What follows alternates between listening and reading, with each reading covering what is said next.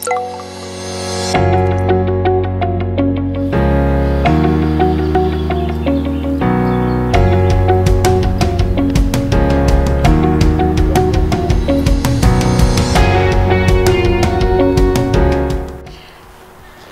more recently you had a trip out to Dubai with the same horse.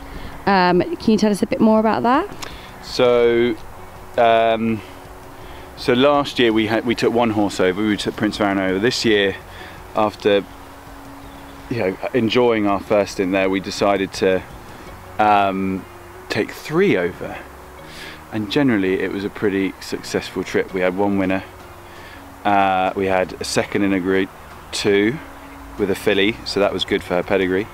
And then Prince of Arran went over there and he ran a great race first time out, and then he got sick after his first run before World Cup night and ran really poorly on World Cup night, but subsequently we found out that he was very ill. So sadly that didn't really go to plan, but it was a great trip. I love going out there. Prize money's wonderful, and it's nice to get away from England in the winter. How different do you find the racing in Dubai? I don't find it that different. I love the track. I think the track is incredibly fair. It's if you want generally you want the best horse to win. A lot of the time it does. It's got lovely long straight, beautiful ground. They do a great job, and no, I think it's brilliant. I think Meydan is the most unbelievable grandstand you've ever seen, and it just feels a bit special when you go out there. Where do you normally stay when you're in Dubai?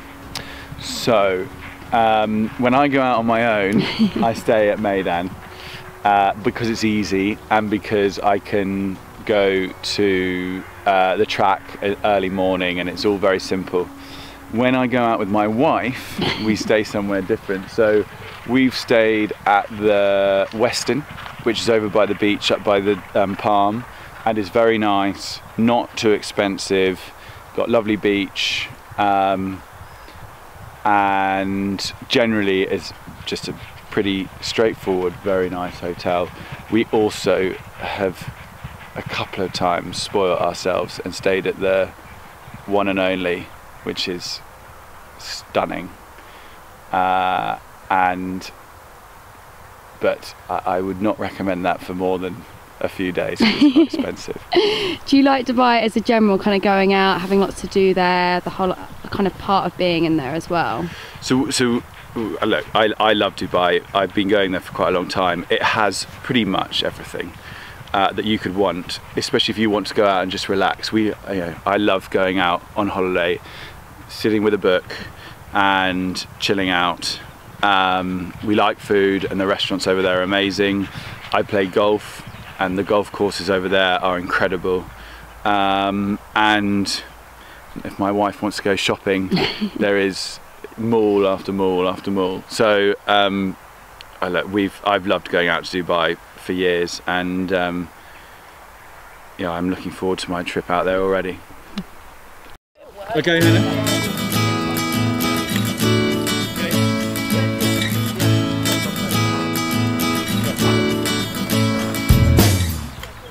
So have we got anything that we should be looking out for of yours this season?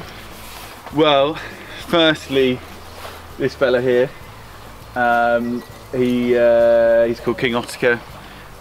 He won first time out in Newbury in quite a hot conditions race, and then he ran in the Vars a couple of days ago at Chester, and I'd hoped he was my Derby horse, but there's always been a slight question mark over his, whether he'd stay the 1.5 miles. He's got a mixed pedigree. He's got speed on one side and stamina on the other, and so we decided to try him over 1.5 miles at Chester. Ground was soft and they went pretty hard, and he travelled brilliantly but just didn't get home. So the Derby dream is dead, but I really like the way he went through the race, and I don't think the dream of him being potentially a very good horse is definitely not over. We might look at Royal Ascot.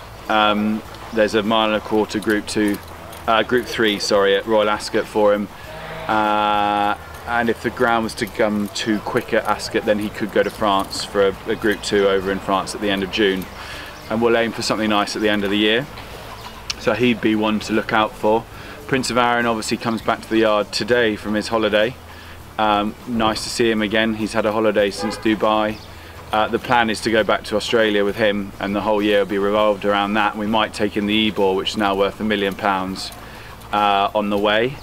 And then a couple of dark horses to look out for. A filly called Mayfair Pompette. She's run twice so far. She's run really nicely both times, not quite gone right so far. She's a lovely big filly. She can be a bit fiery. She's got to learn to race properly. But I think she could be really nice in time. And another horse who's doing really well is a horse called Tolfaris, who might go for the Britannia at Royal Ascot. He has finished 3rd and then 2nd. He was at 2nd at Donny the other day, and he's rated 93, so I'll get into the Britannia. Stiff mile will really suit him there, and I'd love a little bit of cut in the ground. So a few nice ones to look out for. Brilliant, thank you very much for meeting us, Charlie. Not at all, it's been a pleasure. So we've just finished at Charlie's. As you'll see, I'm just walking back through what is quite a built-up area. He's right in the middle of the town at the moment, but as he said just a minute ago, he's going to be moving over to Bedford House, Luca Camartini's old yard, next week, so that's really exciting. Hopefully he'll invite us around for a look around then. It's been an amazing morning seeing how everything works in his yard, and we've had so much fun. If you've liked our video and you'd like to see more, make sure that you subscribe, button just here, and leave any comments below.